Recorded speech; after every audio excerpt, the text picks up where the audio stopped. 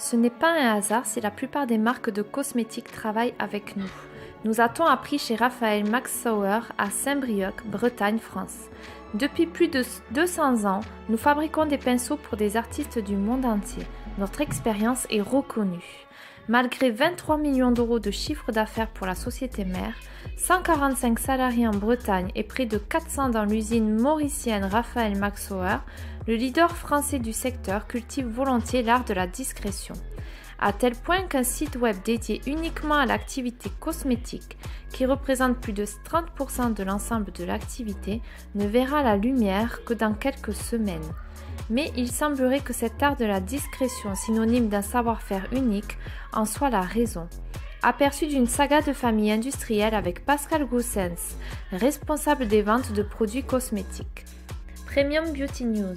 En effet, quand l'entreprise a-t-elle démarré exactement l'activité purement cosmétique? Et quelle est la différence entre les pinceaux d'artistes et ceux conçus pour des applications sur le visage, les yeux et les lèvres?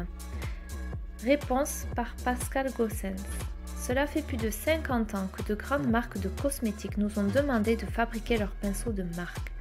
Le marché s'est naturellement développé par la suite. Les deux principales différences concernent d'abord la nature des cheveux utilisés. En effet, le choix du cheveu ou de la fibre est lié à l'utilisation du pinceau en fonction des applications et des textures. Ensuite, les formes sont différentes également en fonction du type d'application. Question. La conception et la fabrication des pinceaux relèvent d'un domaine d'expertise presque unique. À quelle époque remontent les tout premiers pinceaux? Réponse par Pascal Goossens. La date exacte de fabrication des premiers pinceaux d'artistes en France est inconnue. Dans le passé, les artistes apprenaient à fabriquer leurs propres pinceaux ainsi que leurs propres couleurs. 2000 ans avant notre ère, les Chinois ont eu l'idée d'introduire des poils naturels dans des bambous pour écrire leur idéogramme. Puis, en 1730, apparurent les fêlures métalliques. Ce n'est que peu avant 1789 que les premiers ateliers, puis les usines, ont commencé à apparaître. La fabrication française avait à l'origine un très grand monopole, puis les Allemands de Nuremberg sont venus apprendre la technologie française. C'est pourquoi la forme française des pinceaux d'artistes est toujours la plus utilisée dans le monde. Nos brosses sont fabriquées par des ouvrières hautement qualifiées, les pincelières. Les produits sont contrôlés à chaque étape du processus de fabrication. Les poignées et les viroles sont sélectionnés pour offrir des brosses solides au fini impeccable. La tradition et le savoir-faire de nos fabricants de brosses ont été transmis de génération en génération et le soin extrême que nous accordons à la préparation des cheveux fins avant que les étapes de fabrication n'aboutissent à une qualité suprême pour l'utilisateur final.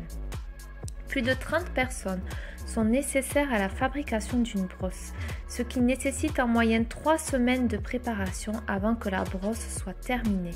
La touffe n'est jamais coupée, mais entièrement faite à la main. Les poils extra fins ou fins sont coniques et possèdent un drapeau naturel unique qui confère au pinceau une douceur incomparable, particulièrement appréciée pour toutes les applications cosmétiques. Question. Il était plutôt surprenant de constater lors de votre visite que cette activité cosmétique représentait près du tiers de votre activité et que cette discrétion vous obligeait à créer un site web dédié en quelques jours seulement. Réponse, c'est vrai, mais nous travaillons avec de grandes marques et nos relations sont toutes deux très anciennes et basées sur la confiance et la fidélité.